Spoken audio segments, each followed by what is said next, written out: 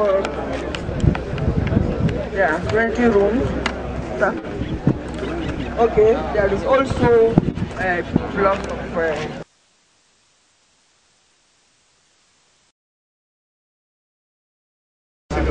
so, Your Honor, sir. I was making the place more beautiful. Yes, sir. And the actual enrollment started in 1990. We just population expanding so fast. Are you ensuring that you limit admission to availability of spaces? But the problem we've had is that we crowd our schools. In the end, the facilities can't go round. The rapid expansion, was it informed by increase in facilities and teaching staff, or just that you want to bring in more people?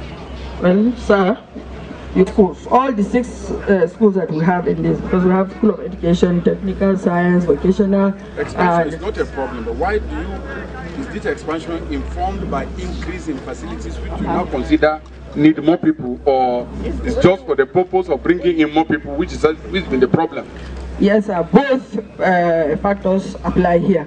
Because one, we are trying to encourage girls, and the more we try to encourage them, the more we get, and so we have been struggling to see that we get more facilities, and that has been provided to a large extent. In fact, if you are not in a hurry, there's another project going on. Which one is that one? It's a School of Vocational and Technical Education, new site. Who is building that? The federal government Special Intervention Third Fund. What the essence? You have something to say?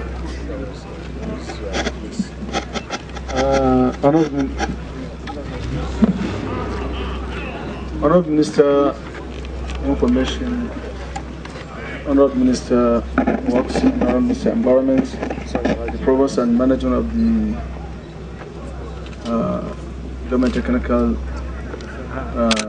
Federal College of Education Technical. As mentioned by the Provost, this is one of in the entire Nigeria that's only female, even in Africa, according to the Provost, only women. And Honourable Minister, you can understand the challenges that the institution may have in terms of admission. So saying that she came with 2,400 and now 4,000. This institution, one and only in the country, and the way more especially where it is sited, where the education is nearly backwards, and both the government are trying to encourage the female education, but more especially the neighboring state, Katsina, ZAMFARA, Sokoto, and Kebbi, where we are backward in female education, and now we are coming up. So the increase in population is not something to wonder or to worry about. But as I said, both the federal governments are doing their best. According, you can see this many projects on, some are completed, are waiting for accreditation, more especially the undergraduate program that will support the female education. So this is encouraging, and the state government is willing at any point in time to partner on progress of this institution. As federal government is not doing it for the federalists, one time you said on this tour that federal government has no land. All what the federal government is doing is for the states, for them to develop. All the states is federal government. But land, no land but Abuja, that's why the federal government, but all the effort being made, whether roads, water, schools, is for the states.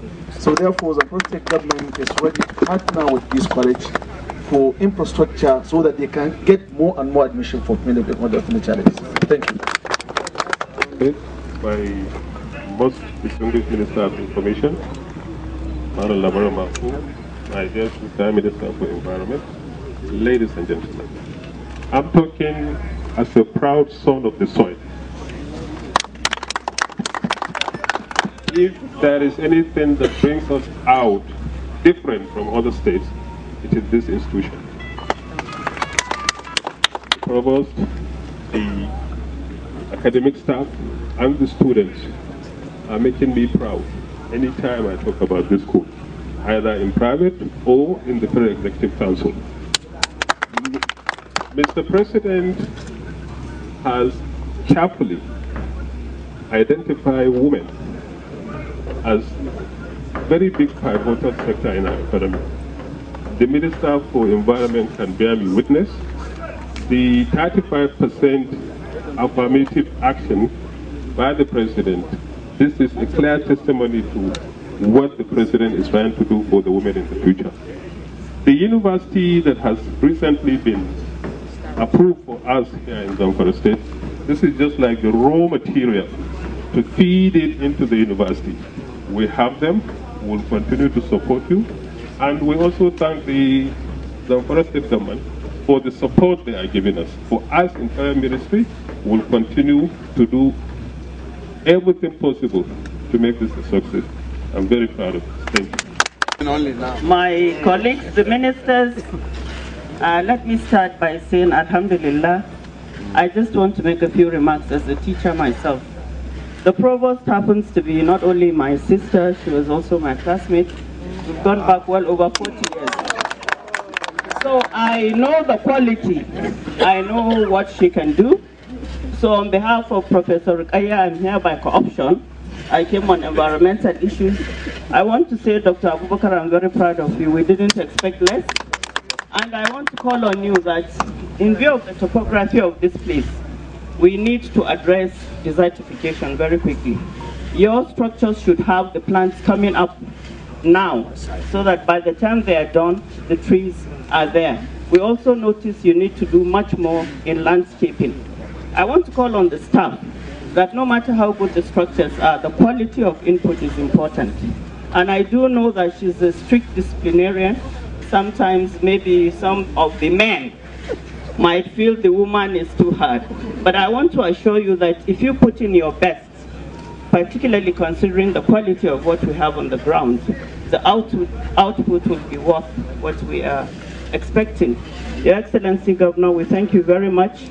And we thank the Federal Ministry of Education and indeed President Goodluck Jonathan for giving women this premium role to play in society.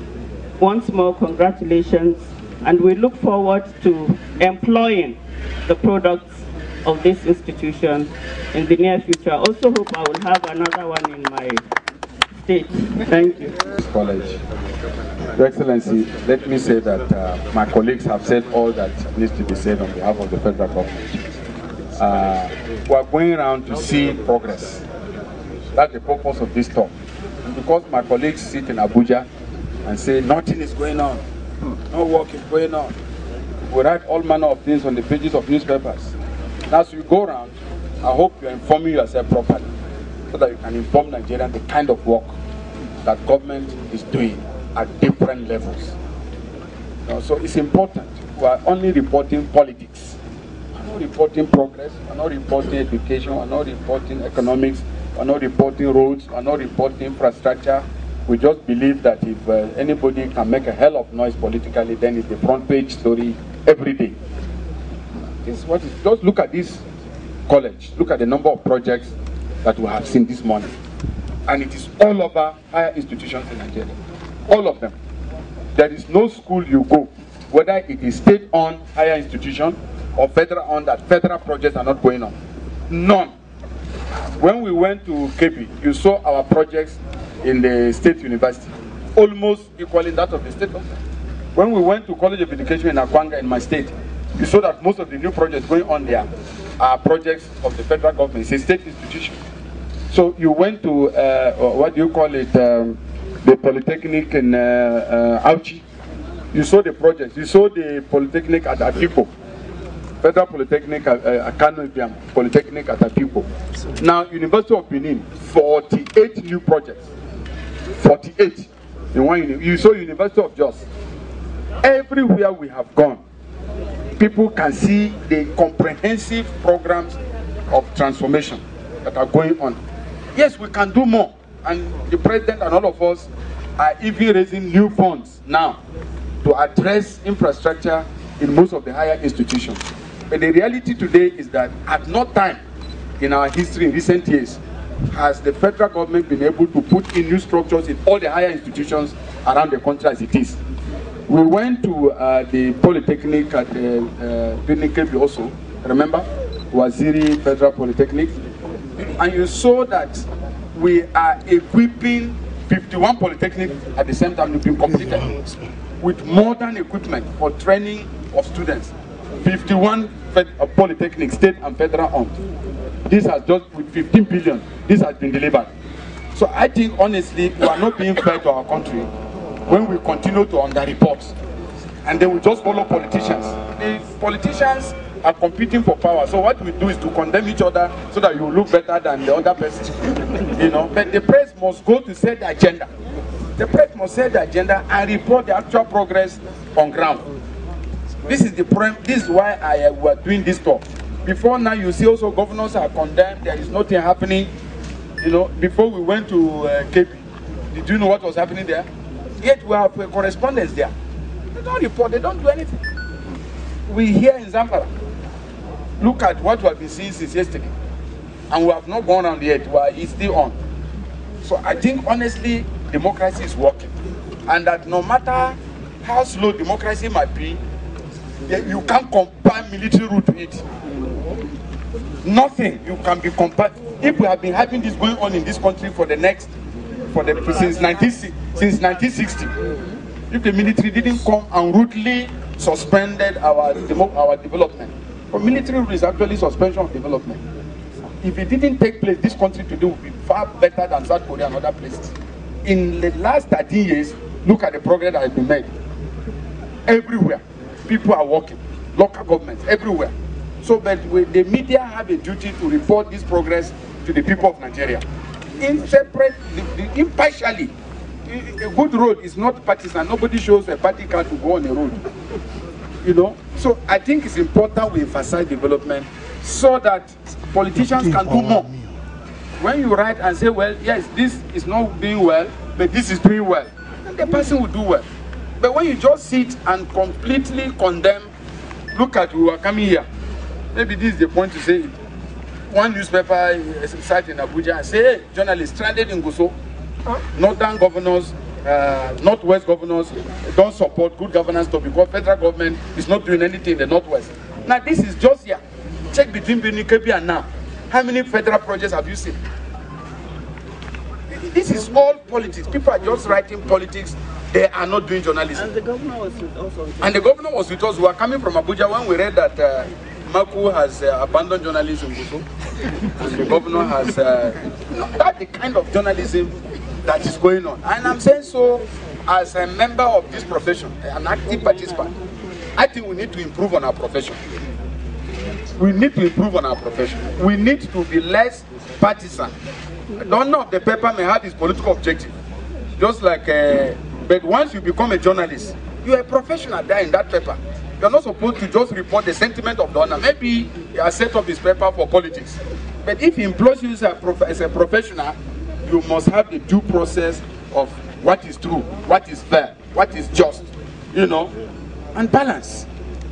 You don't just do negative. Now look at the progress going on around here, everywhere. So please, I think it's important that we change our style a little and accommodate the progress our country is making. Other people want to come here. Then when you sit in Abuja, you think there is war all over northern Nigeria. You think there is war all over. You think that people are not even going to the farm anymore. Because that is what we want to write every day.